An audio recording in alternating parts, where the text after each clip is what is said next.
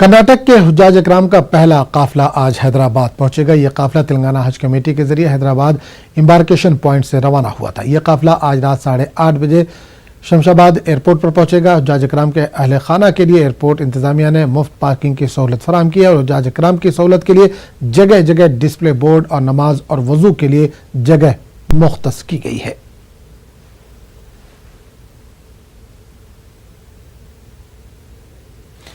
Fit India campaign के तहत मरकजी वजीर सियाहत प्रहलाद पटेल ने हुमायूं के मकबरे में आज सुबह चहलकदमी की। फिट इंडिया मूवमेंट की शुरुआत पीएम मोदी ने 29 अगस्त को की थी।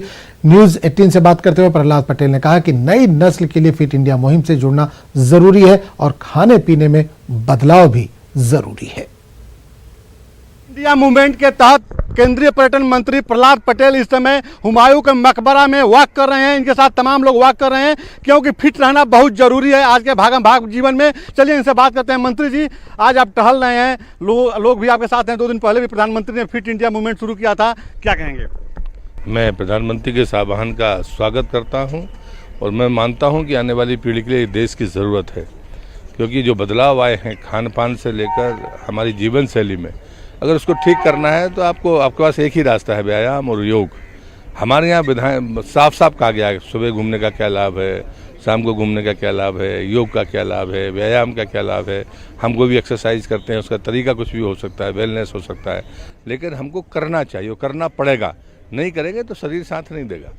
मंत्री जी, अगर बात किया जाए तो प्रधानमंत्री ने पिछले दिनों कहा था कि पहले लोग 10 किलोमीटर तक पैदल चलते थे, लेकिन अब संसाधन बढ़ गया है, लोग कम चल पाते हैं। ऐसे में जो यूथ है और जो अनुभवी लोग हैं जिनकी उम्र भी बढ़ रही है, उनको जो है फिट रहना बहुत ज़रूरी है। तो उनके कैंपेन को सार्थक बनाने के लिए और आप लोग क्या कुछ कर रहे हैं?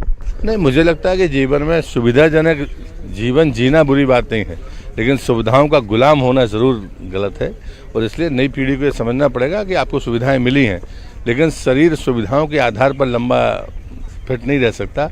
उसके लिए कुछ ना कुछ आपको शरीर के लिए करना पड़ेगा, वो व्यायाम ही है। फिट रहने के लिए जो रास्ते हो सकते हैं उसका पालन करना चाहिए। मंत्री जी, अगर आपकी बात की जाए तो आपके बारे में पदयात्रा की बात की जाए या वैसे भी फिट रहने के लिए लगातार आप कसरत करते रहते हैं, और अब जो चूंकि मंत्री बन गए हैं तो अब आपके दिनचर्या में क्या कुछ बदलाव हुआ है? सुबह उठते हैं, क्या कुछ करते हैं?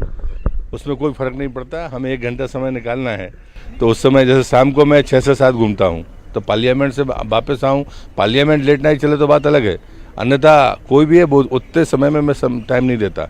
मैं अपने लान में पहले 50 मिनट घूमूंगा।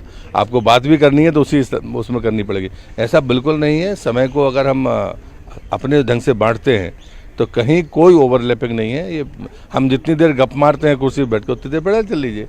अगर देखा जाए तो आज की जो युवा पीढ़ी है वह लगातार जो है भागम भाग जीवन में विश्वास करती है, काफ़ी देर तक लोग सोए रहते हैं, तो उनसे क्या अपील करना चाहेंगे आप?